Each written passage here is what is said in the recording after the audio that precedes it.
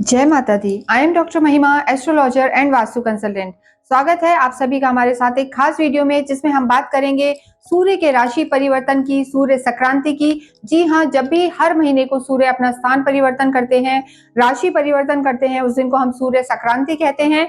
सूर्य अभी लगभग पिछले महीने से मेष में चल रहे थे उच्च के होके, और अब जो समय रहेगा वो वृषभ में आ जाएंगे, यानी 14 मई की रात को लगभग 11:50 पर सूर्य मेष से और टॉरस में आ जाएंगे, वृषभ में आ जाएंगे। तो आपके जीवन पर इसका क्या प्रभाव पड़ेगा?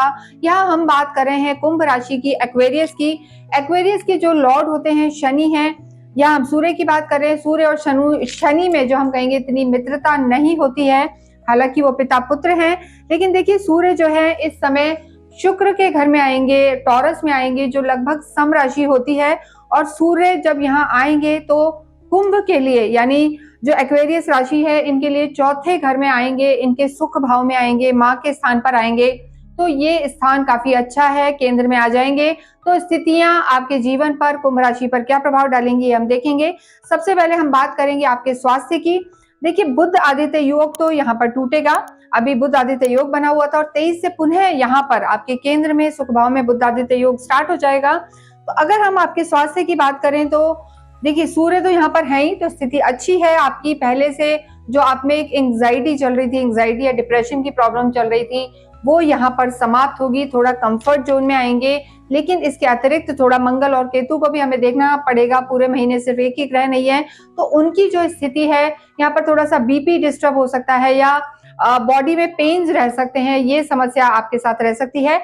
अन्यथा यहाँ पर कोई मेजर जो दिक्कत नजर नहीं आ रही है। राहु और केतु जरूर 18 मई को चेंज होंगे, और राहु आपकी लगन में आ जाएंगे और जो केतु हैं आपके 7th हाउस में आ जाएंगे। तो वहां पर स्थिति थोड़ी सी वापस से जो हम कहेंगे ओवर थिंकिंग की बन सकती है। लेकिन जो सूर्य की स्थिति है और गुरु की भी स्थिति आपके त्रिकोण में रहेगी, तो चीजें आपके लिए बेटर रहने वाली हैं। फिर भी एक चीज मैं आपको कहूंगी कि ओवर थिंकिंग यहाँ पर आप कम रखें, थोड़े से प्रैक्टिकल अप्रोच के साथ रहें, ज्यादा सेंसिटिव ना रहें। आपकी लव लाइफ को अगर हम देखें तो लव लाइफ में ही आपके देखिए गुरु विराजमान हो जाएंगे 14 की लेट नाइट, और सूर्य आपके जो है केंद्र में बैठे हुए हैं सुख भाव में, बुध आपके पराक्रम में है, आगे वो भी सुख भाव में आ जाएंगे। तो सूर्य का ये जो परिवर्तन है आपकी जो हम कहेंगे लव लाइफ के लिए बेटर रहने वाला है। एक अच्छी डिसीजन मेकिंग यहाँ पर रह सकती है, निर्णय शक्ति आपकी बढ़ेगी। और जो जिसे आप इतने लंबे समय से हम कहेंगे डेट कर रहे हैं या चल रहे हैं रिलेशन में, वो आपका एक मैरिज में या अच्छे रिश्ते में कन्वर्ट हो सकता है। तो यहाँ पर लव लाइफ आपकी बेटर रहने वाली है। और जैसे ही 23-24 तारीख निकलेगी तो चीजें आपके लिए पुनः बुध आदित्य योग का निर्माण करेंगी। बुध जो है शुक्र के ही घर में आ जाएंगे, सूर्य भी वही होंगे। तो ऐसी स्थिति में आपकी लव लाइफ अच्छी रहेगी और रिश्ते भी यहाँ पर अच्छे नजर आ रहे हैं। राहु जब आपके कुटुंब में बैठे हुए, राहु यहाँ से हट जाएंगे। हालांकि हम 18 के बारे में, यानी राहु केतु के ट्रांजिट के बारे में भी आपको बताएंगे कि आपको क्या ध्यान रखना है। लेकिन ओवरऑल ये जो पूरा महीना है 14 मई से लेकर और 14-15 जून तक, ये समय कुंभ राशि वालों के लिए रिश्तों के लिहाज से काफी सुखद रहने वाला है। बस अपना जो आपका नेचर है, थोड़ा सा ओवर थिंकिंग और टेम्परामेंट को आपको कंट्रोल में रखना है। वैवाहिक जीवन की स्थिति देखिए तो वैवाहिक जीवन के ही लॉर्ड होते हैं सूर्य आपके केस में, कुंभ राशि में, और आपके सुख भाव में आ रहे हैं।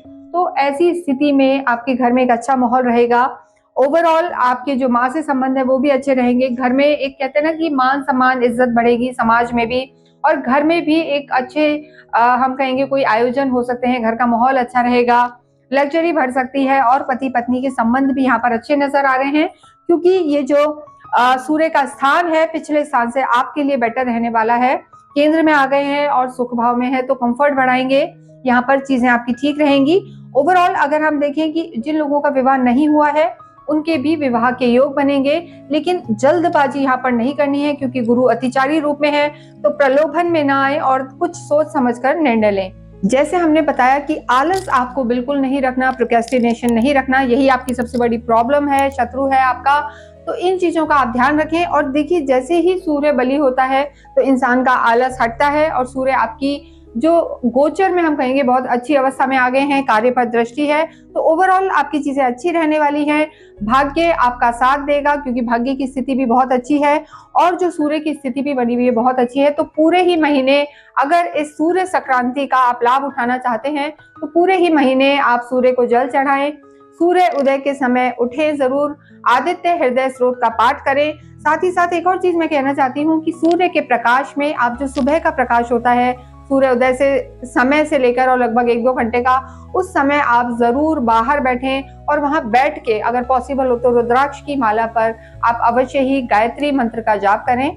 इससे आपका ऑरा भी विकसित होगा, क्रोध भी शांत होगा और आलस की भी समाप्ति होगी। इसके अतिरिक्त अगर आपकी कोई क्वेरी है तो आप हमसे संपर्क कर सकते हैं, अपनी कुंडली का भी निरीक्षण करवा सकते हैं। हमारे नंबर्स यहाँ दिए हुए हैं। इस वीडियो को मैं यहीं समाप्त करती हूँ। जाते जाते अवश्य ही आपसे एक रिक्वेस्ट कि कमेंट बॉक्स में आप जरूर ओम सूर्याय नमः, ओम भास्कराय नमः लिखें। इसके साथ साथ ही जो आपके लॉर्ड हैं कुंभ के शनि, ओम शम शनिश्चराय नमः भी लिखें। इससे देखिए कैसे आपको दोनों के ब्लेसिंग्स मिलते रहते हैं। Thank you.